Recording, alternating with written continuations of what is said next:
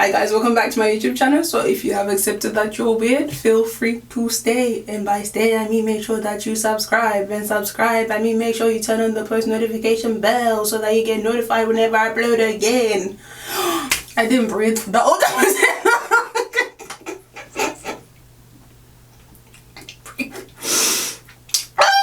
I didn't breathe. Anyways, alright, so this video is just piggybacking from the video I done where I was saying the reasons why I no longer wish to be a nurse, or things that I wish I knew before I started nursing. Like, not nursing like me breastfeeding, I mean like I mean nursing like going to actually study a degree to become a nurse. Meh. Anyways, so I just wanted to share. Obviously I said I was going to do a video sharing my placement experiences. So the particular one that I want to share today, because if I'm to speak about every single one of them, to be fair, I don't even want to like that. I've had two very bad placements, so we'll do the one that got me a bit worked up last time, because I had two very bad placements. One was my first year and the other one was my second year. So we'll do the second year one, and then I'll do another video where we'll do the first year one. Right, so where do we start? So usually when you get like placement allocations and stuff, you get the placement coordinator, right? The placement coordinator will do this whole thing where they try and like make sure that everyone has like varied placements and blah blah blah, yada yada yada, blah blah blah. Because when I did my application interview and everything like that, I told them that like I've had enough experience in a care home, don't put me there. So I've never had experience, like I've never done a placement in a care home when I was studying to become a nurse. This particular one, before I even get to my point, let me just say this placement, before I went on it, one of the other students went on it. After, they end up going on it after their friend, whose dad had just died, had been given that placement, but they took upon themselves to then switch. The university knew this because she had gone to Nigeria to do the funeral and everything, came back, and they still kept her on this placement. The placement was in a hospice, right? So this girl just lost her dad. The university people didn't think that, oh, maybe, how about we give her an extension? Don't put her in placement at all. Or maybe let's not put her in a bloody hospice where people are potentially dying every single day. No, my university didn't think of that, because like they're just very considerate like that. So that was the situation. Her friend ended up actually saying to her, can I go on that placement instead of you? Instead of the university themselves thinking for themselves to actually say, no, let's move shit around, right? And act like the caring people. Caring, like I said before, like people within care, like within healthcare, but just they don't care. They don't care. They don't care. So my experience, moving on to my experience, I was meant to be on this placement for 6 weeks. So I didn't make the 6 weeks. I was pulled out after 4 weeks. We'll get to the reason why I got pulled out. The things that my university promised me on this placement, because it wasn't a placement that particularly that many students were put on, but because obviously the fact that, like I said, I don't want to go in care homes, and most placements that they had at that time were care homes, and I had done just about every single department in the hospital, like just about every single one of them. Like obviously like A&E isn't something you get put on until in the final year, and ICU it's another one where you don't get put on it until in the final year. They put me on the placement for the hospice. So the hospice I was working at was a combined community and ward base. So within the hospice they had an area where it was the inpatient care, and then they also had the outpatient where the district nurses would go out and like see some of the patients, and if the patient potentially needs, the patients had an option. Either they stay at home and keep receiving care at home, so you'd have the healthcare assistances would actually be going out like as domiciliary but under palliative care to the people's houses and everything, if they had been put under palliative care, that is, going to the people's houses and everything and actually seeing them there. But they would see if like any concerns were raised, if they saw anything that was worrying, then they'll bring back, and then the district nurse might go out and then go check to see how they are. I actually had one situation where one person, we went to see them, and we'll get to that. Anyways, let me just go back to the beginning. So what I was promised was I would see the counsellor that's at that hospice. I was meant to have a link lecturer. So a link lecturer is one of the lecturers from university that's supposed to see you. Depending on which placement you're at, you have a certain number of times you're meant to see them for the duration you're on that placement. So my placement, because it was a particular specific type of placement, and because it was emotionally draining, mentally traumatic, I was meant to see my link lecturer every single week. Alright, cool. None of that was met. None of those things that they said was met at all. None of it. Zero. I didn't see my link lecturer for the 4 weeks out of the 6 I was meant to be there. I didn't see my link lecturer not even once. For the 4 weeks out of the 6 I was meant to be there, I didn't see the counsellor not even once.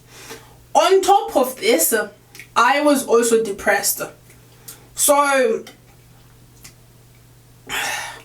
yeah, on my part, I felt that I was managing it, okay? I felt it was manageable. I could still go to placement. It was fine.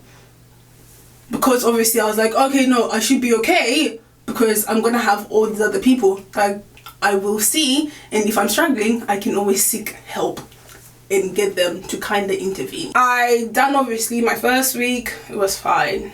Second week, it was okay. By the third week, I had got to the point where the nurses felt comfortable enough to let me do the DADs, which is basically the day after death meetings.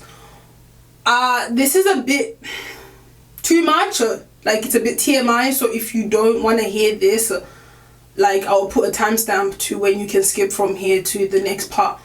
So the day after death meeting, what it actually involves, what's involved in that is you get the body out of the morgue and you try and limber the body up. So that will be cracking the joints to try and make them not as stiff as they actually are, and to try and make them not as cold as they actually are.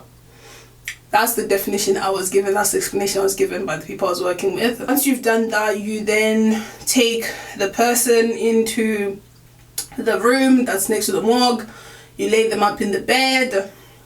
You try and like present them in a way that it's a very strange thing. Like the whole thing is very strange, because it's not like we're a funeral service. It's not like we're an embalming service, but we're trying to an extent to make them look as presentable as possible. So that could be trying to make sure that obviously when someone does die, you have to give them a wash and everything, and then you have to make sure that if they have any fluid like overflow, because usually when most people die, the like obviously like your whole system shut down and everything, and like all the fluid just basically comes out. Like it can either come out, like it can come out from any end, so from here or from down there. So you just need to make sure that like if there's anything that was like dried up or anything like that, like just try and like wipe it down and whatnot. Make sure that there's nothing on the face that's like any residual. And then you have the family come in, and when the family come in, you sit them down. So it's basically the way the layout of the hospice was. You have the morgue here, and then obviously there's the door for the morgue. You have the viewing room, and then there's a door for that, and then you have the actual meeting room, the room that where the chairs are. So initially when the family come in, you would have prepared them already and have them in the bed. So you take them first into the meeting room, you sit them down, and then to an extent you kind of have like a bereavement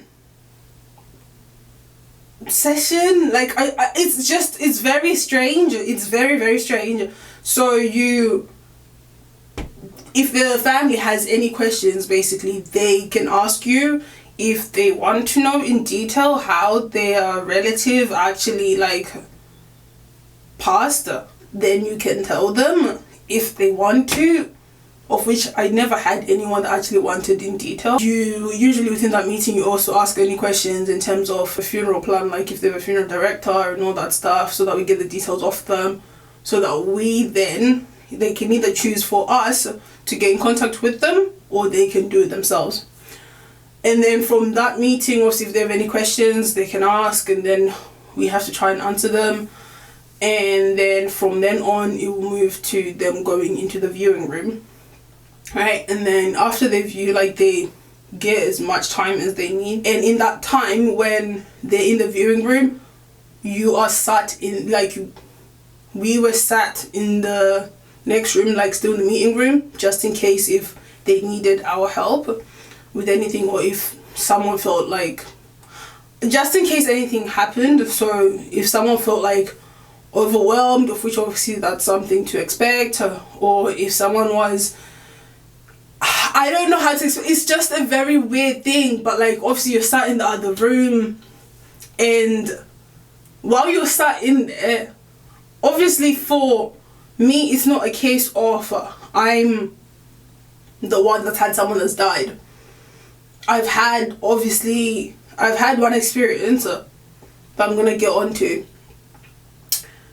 You're sat in that room, you can hear obviously people are crying, some people might be swearing, cussing off, expressing whatever emotion that they're feeling in that moment, and then you wait for them to come out, and usually it's either people will come out and they'll just want to leave, or they'll come out, or they'll want to sit in there. They might want to just like, they might have more questions now that they might want to ask you, and that's pretty much that.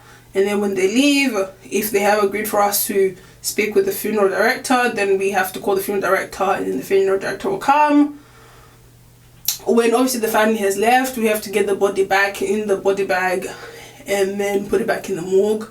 And then from the morgue, when the funeral director come, obviously we have to help them to get the body out of there, and then they take the body. I had one patient who, I'm trying to think, what shall we call them? We'll call them Timothy and Teresa. We went to see Timothy and Teresa. Teresa was the one that was receiving care. Teresa, I can't really say what she had, GDPR. But Teresa had called in saying that she, like her symptoms and everything, that she was feeling too much pain, and the district nurses had gone in. We went there to see her, to see how she was. So the district nurse, after seeing her and assessing her, felt that like, okay, it's better off we take her to the hospice. So we had to call back the hospice, call the hospice, found out that okay, yeah, there was a bed. So we went in, we took her, like basically called the ambulance came to pick her up, and then took her to the hospice to be admitted in. So when we got there, the nurse, obviously that I was working with that day, because she knew that I had gone out to the community and we had someone that had come in to be admitted, all the paperwork and everything else that needed to be done for the admission, the nurse was like, this would be a good chance for you to learn how to do it. And I was like, okay, fine. So they waited until we got back, of which it was literally like we left their house, the ambulance got there 3 minutes later, and then from then on, by the time we got back to the hospice, it was like, I think it was literally like the ambulance got there and then we got there. It wasn't like a long time. Got there and I had to do the admission and everything. So based on the fact that Timothy, I had seen him when they were at home and everything, like they were such a bubbly couple and they were like really funny, so like they had a lot of banter. So because I had like to an extent you could say I had bonded with them from them being at home, and then to me then admitting her, everything that happened from her being admitted to the day that she died was so quick. It was in the space of less than 3 days. So it went from me admitting her, getting her settled in, obviously I was in charge of doing like meds and everything like that and whatnot, obviously under supervision with my mentor. And then the next day it goes, oh, she's now been moved to end of life care.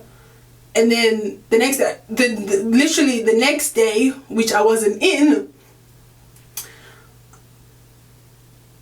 the next day, that's when she died, basically. And then the following day that I was in was the day, obviously, she had a DAD.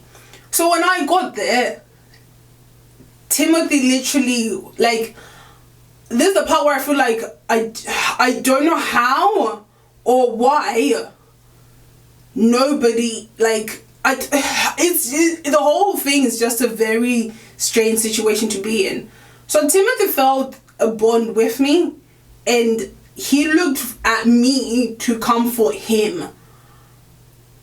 I was still trying to process everything that just happened. For me to then be able to comfort someone or to be there for them, I didn't know how to do that. I wasn't trained in brief counseling. I wasn't trained in any of that. I was not, like, I had no, like, even my mentor wasn't in on that day, because I know if my mentor was in that day, she wouldn't have allowed any of that to happen. Like, she wouldn't have allowed the nurses to just leave me to be the one to try and comfort Timothy and do the DAD and everything like that. Like, my mentor would not have allowed any of that to happen. Moving on from that one, the DAD happened and everything and whatnot. Everything just started like spiraling down from then on. Moving on to my fourth and final week. My mum and my sister were in Zimbabwe at the time. I had one patient, so we'll call her Margaret. I had one patient. She had a certain condition that was potentially contagious to me, and also because of the fact that, like, my niece was 2 years at the time. So I wasn't allowed to go in there. So at this time, she turned the same age as my mum. She had the same birthday as my mum. And literally it was like 2 days after her birthday, that's when she died. I wasn't then allowed in her room, clearly for the reason of the condition that she had. In my head, processing any of that, like, I couldn't process any of it, because to me, I literally just saw my mum.